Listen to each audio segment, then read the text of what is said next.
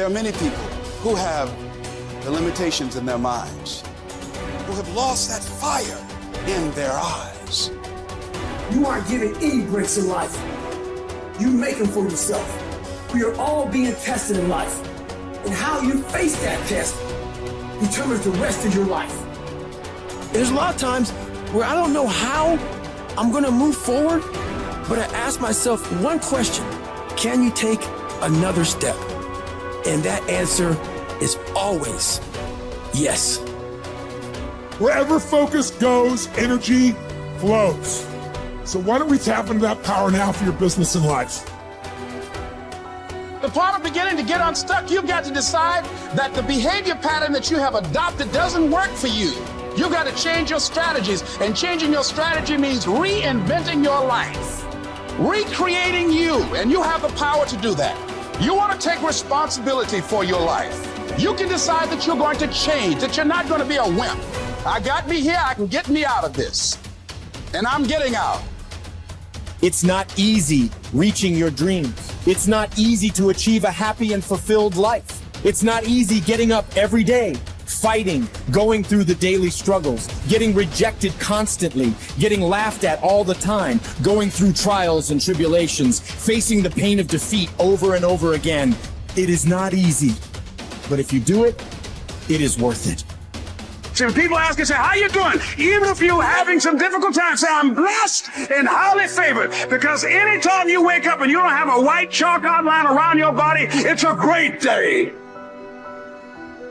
You got to tell yourself that no matter what gets in my way, I'm going to keep going. I'm going to keep moving. I'm going to keep winning. I'm going to keep surviving. It's everything that you want, because you went through that pain of that journey. It felt like he wanted to just knock you down and say, you know what? You can't do it.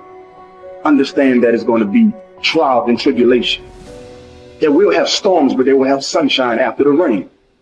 But that depends on you and how bad do you truly want it. Nothing in life will hold you back if you trust in yourself and you trust in the process. And at the end of this race, guys, you're going to be more capable. Through that effort, builds the character, the person you want to be at the end. Accept that. And so I say to you, it's possible you can live your dream. If it's becoming a diamond, if it's having more, it's achieving more, it's possible you can live your dream. It's necessary that you have a plan of action, that you're resilient, that you stick to, that you have the vision and never give it up, that you become creative and relentless and keep on coming back again and again and again, and that it's you that you got to take personal responsibility to make it happen. And when life knocks you down, jump back up and say, it's not over until I win.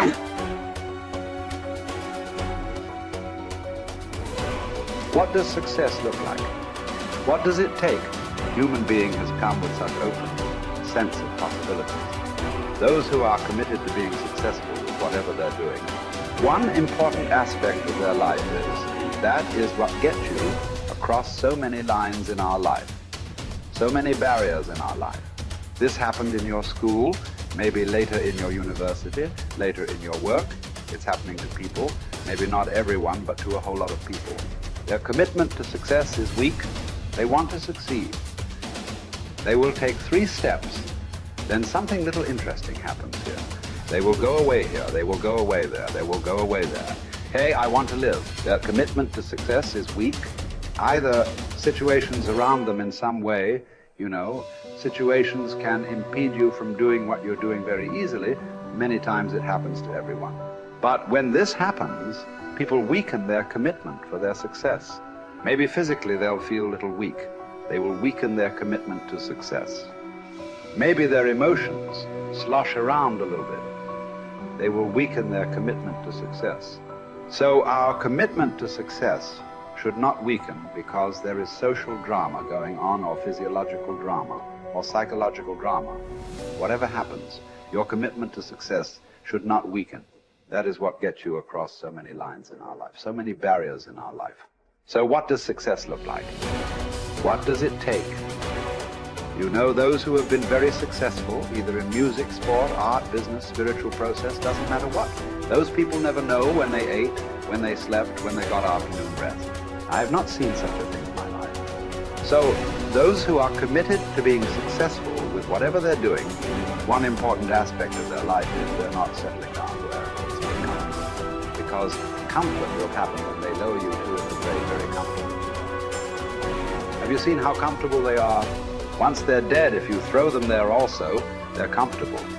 If you lower them, they're comfortable. Right now, it's about ensuring that there is profoundness of experience and there is impactfulness of activity. Because if they had given you a limitless amount of time, you could do all those things, nothing wrong. I'm not against it. But they gave you such a little time with such tremendous potential of being human. That's the problem. If creation had made you like an earthworm, I'm not saying there's anything wrong with it. It is just that it's a unipolar potential. It can only do that much. An earthworm is not thinking of climbing a tree because it knows it'll be picked up by the birds. It never has such aspirations. It just wants to recycle the earth. You know, it is beneficial to so many other lives, including us, but its objective is very clear: to eat and to reproduce and to die. Very clear objective, that purpose to fulfill he strives. I don't think he sleeps in the afternoon. I don't think so, because many afternoons I've seen earthworms. They were all vigorously active, but a human being came with too many potentials. Because of that, it needs a certain level of striving for a human being to forget about the world, to consider yourself successful. If your idea of success is you're doing little better than your neighbor, I call that sickness. That is not success. You are happy that your neighbor is worse than you. Is this sickness or success? It is sickness. But in some way, you feel fulfilled with what you're doing. Let's consider that as success for now. It doesn't matter whether you're better than somebody or worse than somebody. That question should not even come up in your mind. But in some way, you feel you're using yourself fully, and there's a certain sense of fulfillment in your activity. Well, if you're capable of just closing your eyes and simply sitting without any activity, that's fantastic. But you cannot do that. You cannot do that right now. In the states that you are, you can't simply close your eyes and become still. Instead of being busy, you will become preoccupied. That doesn't mean you're improving, that means you're regressing in some way. The problem about this success is people always making judgments. I did this, I did that, maybe this didn't work, maybe this is a mistake, that's a mistake. There's no such thing in life. See, at one time you were a monkey, all right. Hey, this is not me, this is that Englishman, you know. Charles Darwin said you were all monkeys. At one time you were a monkey just a brief while ago. Was it a mistake that you committed? That you were a monkey? Or was it just a certain stage of evolution? Was it a mistake or was it just a certain stage of evolution? Similarly, since you were born, because as a human being, you're born largely unformed, unlike other creatures. Other creatures, if their food is taken care of, they know what to do with their life. Because human being has come with such open sense of possibilities. You come unformed. You don't come fixed. You have to fix yourself. Different people throw different types of balls at you. From all over, your parents, your teachers, the school, the neighbors and society and the world throws all kinds of things at you. To gather all this muck and make something worthwhile out of yourself is your business. That's your success. It doesn't matter whether somebody thinks you're worthwhile or not. You feel you are a worthwhile life. Good enough for now. World may not recognize. It doesn't matter. But you know you are worthwhile.